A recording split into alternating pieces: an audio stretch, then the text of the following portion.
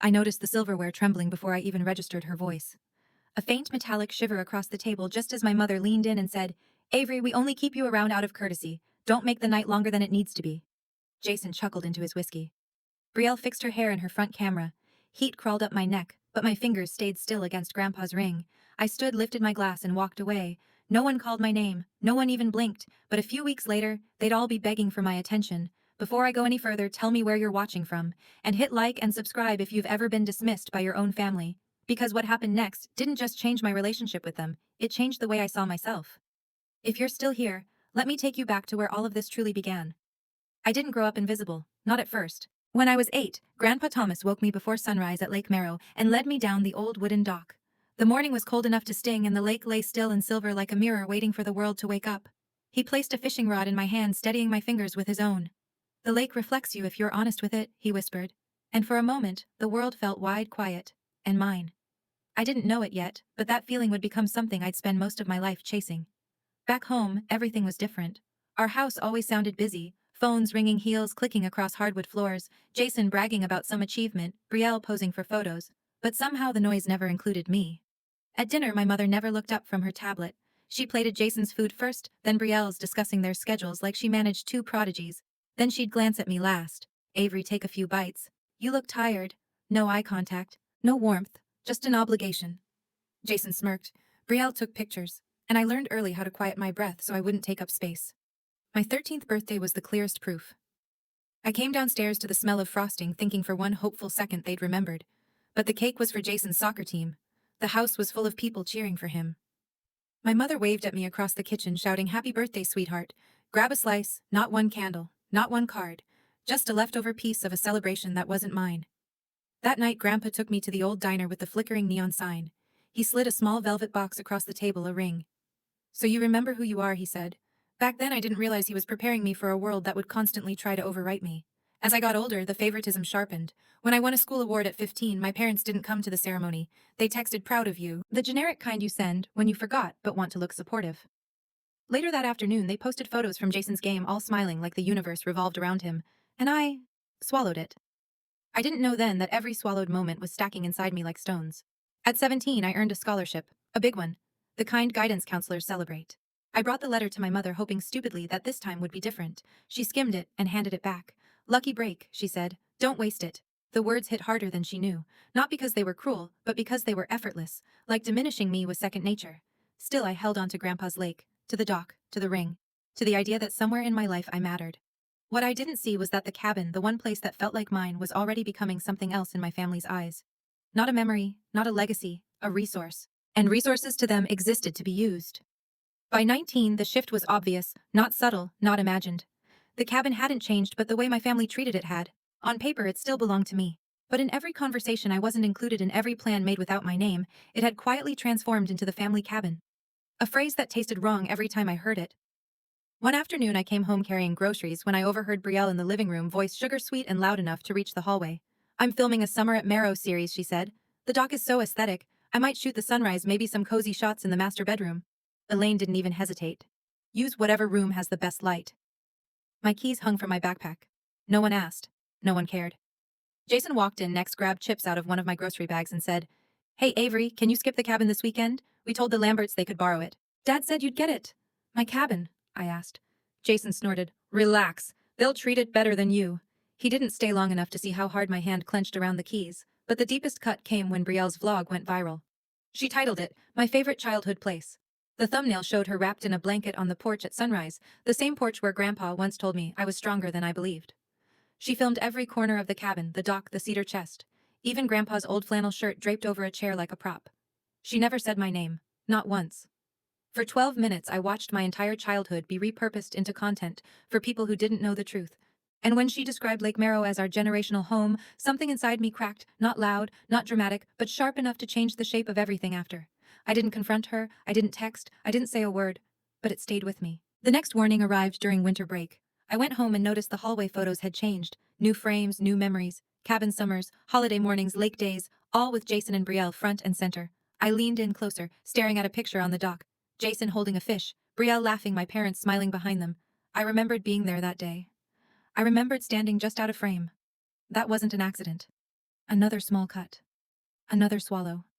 But then came the moment I should have understood sooner, a property tax statement addressed to me, already paid by an account with my name on it, that I hadn't opened. I called Harris Cole that night. "Is this normal?" I asked. He hesitated. A long, uncomfortable pause. "It's standard," he said. "Nothing to stress about."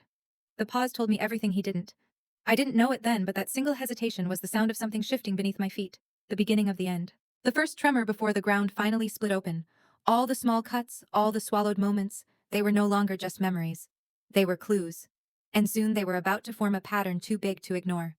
The unraveling began on a quiet weeknight when I was sitting at my kitchen table finishing a client report. My phone lit up with a preview from a group chat I'd never been added to Monroe Summer 24 planning. My pulse ticked in my throat.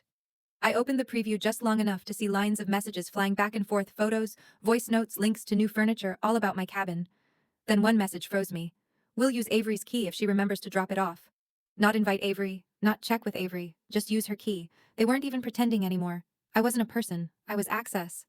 My fingers curled around Grandpa's ring metal, warming against my skin. More messages came. "Jason. If she's not coming, can we rebuild the dock this year? The Lamberts want a boathouse." Boathouse. On the dock Grandpa built with his hands. I scrolled further. A voice note from Brielle played automatically, her tone bright and weightless.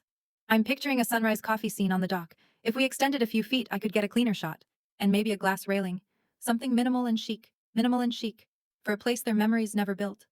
A strange coldness settled in my chest, like something inside me refusing finally to shrink any further.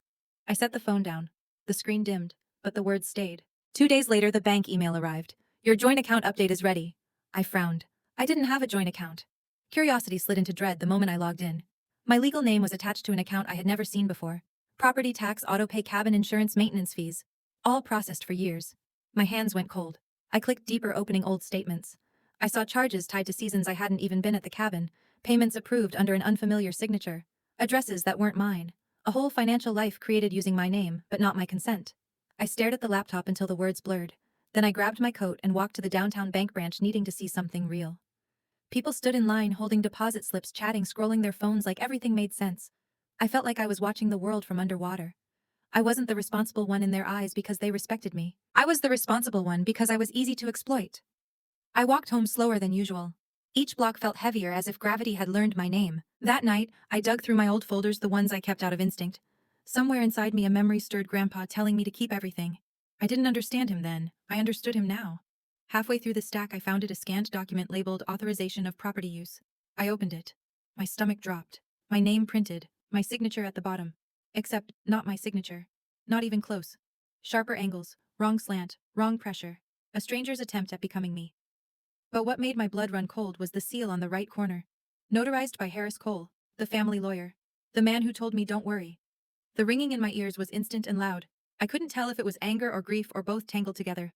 Why would he notarize a forgery? Because he didn't think I'd ever check. Because in my family the easiest person to erase was always me. I laid the paper on the table and tapped my pen twice, my decision clicking into place. This wasn't confusion anymore. This wasn't oversight. This was exploitation wrapped in trust. And I felt something inside me shift, slow, deliberate, irreversible. The part of me that stayed silent. She wasn't here anymore. The morning after I uncovered the forged document, sleep felt pointless. I kept replaying Harris's seal stamped over handwriting that wasn't mine. I poured coffee, but my grip was so tight the ceramic creaked. The apartment sat in its usual hush, but it felt different now, like the quiet had finally picked a side, and for once, it wasn't theirs. Around noon I drove to the old diner Grandpa used to take me to. The neon sign buzzed overhead, flickering a pale blue against the winter sky. The waitress, who'd known me since childhood, slid a menu across the table and said, "Rough morning." "You could say that," I murmured. I took Grandpa's ring off and set it on the table. Its weight steadied me. Maybe he knew someday I'd sit here needing a reminder. Maybe that's why he'd given it to me, to tether me to the truth when reality felt manipulated beyond recognition. By the time I finished my coffee, the decision had already taken shape. I needed answers, real ones, not the Monroe-approved versions.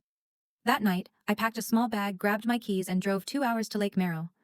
The highway was empty, the fog low enough to skim the hood of my car. My chest tightened, not from fear, but from clarity rising, like everything inside me was caught between who I had been and who I was about to become. The cabin greeted me in a way my family never did. The porch light flickered once like a quiet nod. Inside, the air smelled like cedar and dust, a scent that felt like truth instead of performance. Every floorboard creak, every shadowed corner carried pieces of Grandpa I didn't realize I'd been missing. I went upstairs, pulled down the attic ladder, and climbed into the dusty space. The cedar chest waited exactly where it had always been. When I lifted the lid, the familiar smell hit me. Wood Lake water memories. But something was different this time. A seam in the lining.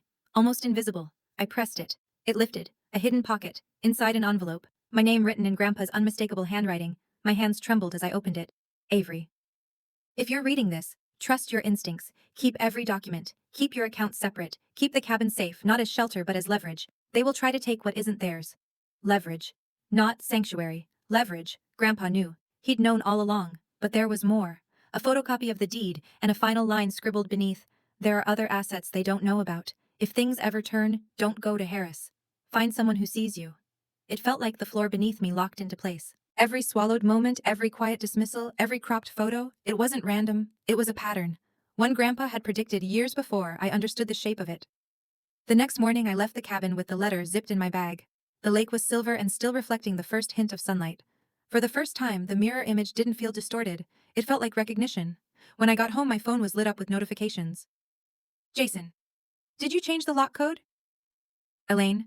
We need to talk immediately, Brielle. Why is there a for sale sign at Marrow? Panic, shock, confusion, all of it finally aimed in the right direction. And then came the knock on my door, hard, sharp, too familiar. When I opened it, there stood Harris Cole, face pale, hair slightly disheveled, sweat beading near his temple. Avery, he said quietly, we need to discuss a misunderstanding. Misunderstanding. That word again. I stepped aside. Get inside, I said. My voice wasn't loud. It didn't need to be. He walked in like he was entering a courtroom, not an apartment. And for the first time, someone from my family's orbit looked unsettled in front of me. They all thought I'd stay silent, that I'd accept whatever story they wrote for me. But the part of me that swallowed everything, she didn't live here anymore. Harris sat at my kitchen table like he wasn't sure whether to speak or bolt. The leather of his briefcase creaked every time he adjusted his grip, and the blinds behind him cast thin, sharp stripes across his face. He looked smaller than I remembered, less confident, more exposed. I placed the forged document in front of him, the fake version of my name staring up like a threat. You notarized this, I said. He swallowed. Avery. Your parents assured me. Look at it. My voice didn't move above a whisper, but it hit like a strike. He stared at the signature. The wrong pressure. The wrong slant. The wrong everything. Silence stretched thin until a heavy, violent knock broke through it. Harris straightened instantly. That's your father. I already knew. Richard Monroe filled the doorway, face red, breathing hard, clutching a stack of papers and his phone like weapons. Avery, he snapped, we're talking. Now. He stormed inside without waiting for permission and slammed the papers onto the table beside the forged authorization. His hand shook once before he steadied it. Tell me you didn't sell the cabin. I held his stare. I did. He blinked. Once. Twice. A glitch in his certainty. You don't understand the consequences, he said, voice rising. You have no idea what you've done. You're right, I said quietly. I didn't understand. Not until I saw the accounts you opened under my name, the taxes you tied to me. And this. I tapped the forgery. Your family lawyer signing off on a fake version of your daughter. Richard's jaw tightened. His gaze flicked to Harris, who looked like he might fold into the chair. You think this, he gestured vaguely, angrily, is how you protect family? I slid another paper across the table. Grandpa's letter. His handwriting. His warning. Richard froze mid-breath. He knew, I said. He knew what you'd try to do. He didn't trust you with the cabin. He trusted me. Richard stared at the letter like it had personally betrayed him. This doesn't change anything. That property was supposed to stay in the family. It did, I said. Just not yours. He leaned forward, lowering his voice. Avery, listen. The resort expansion is going to triple the land value. If you transfer the sale proceeds to us, your mother and I can fix this. I laughed. A short, cold sound that made both men flinch. I'm not signing anything. Ever again. The coffee machine clicked off behind me, one final drip, punctuating the moment. Richard's face shifted from anger to something I'd never seen on him before. Fear. I reached for the final document in the folder, Dan's formal email printed clean and crisp. Every closed account. Every unauthorized charge. Every forged signature. Sent to my parents. Sent to Harris. Logged. Permanent. Richard read it, color draining slowly from his face like someone pulling a plug in a sink. Harris rubbed his temples, muttering something about liability and legal exposure. I stood. For years you all counted on me being quiet, being the one who wouldn't push back. You used my name because you thought I wouldn't notice or wouldn't matter. I paused. But you were wrong. Richard didn't respond. He didn't argue. He just rose from the chair with stiff movements like gravity had doubled around him. He walked toward the door without looking back. When it clicked shut, the apartment didn't feel empty. It felt reclaimed. I twisted Grandpa's ring once, feeling the metal warm beneath my skin, and let a small, steady smile settle on my face. Not out of victory, not out of spite, out of certainty. The morning after my father walked out, the apartment felt different. Lighter, sharper, like the air finally belonged to me. I moved slowly through the quiet, pouring coffee into my chipped mug and letting the warmth settle into my hands. Outside, the city hummed cars, footsteps, the low groan of a bus engine. Ordinary noise. Noise that didn't demand anything from me. My phone buzzed on the counter. Once, twice, then non-stop. Elaine Avery. Please call me. Jason. We need to talk. You can't just disappear. Brielle. Did you seriously sell the cabin? Their messages stacked on top of each other like frantic echoes. I didn't touch the phone. Not because I wanted to hurt them, but because for the first time I wasn't required to respond. I opened my laptop instead. There was an email from Dan waiting. Funds cleared, sale finalized, buyer satisfied. Let me know when you're ready for the next step. The next step. Those 3 words lingered. I clicked open the folder where I'd stored Grandpa's hidden letter. The edges were worn from how many times I'd read it now, but the message hadn't changed. Keep what's yours, and trust your instincts. My instincts told me something was still unfinished. As if on cue, my phone vibrated again, this time with a different tone. A notification from an unknown number. It was from Harris. I've stepped down from managing the Monroe estate. Official notice coming soon. I'm sorry for my part in this. I stared at the message for a long moment. His apology didn't fix anything, but it confirmed something I already sensed. The structure my parents had built, the one held together by forged signatures, charm and control, was cracking beneath its own weight. And I didn't have to push. I just had to step back. I closed my laptop and turned Grandpa's ring around my finger, feeling the groove settle perfectly into place. I wasn't planning revenge. I wasn't plotting destruction.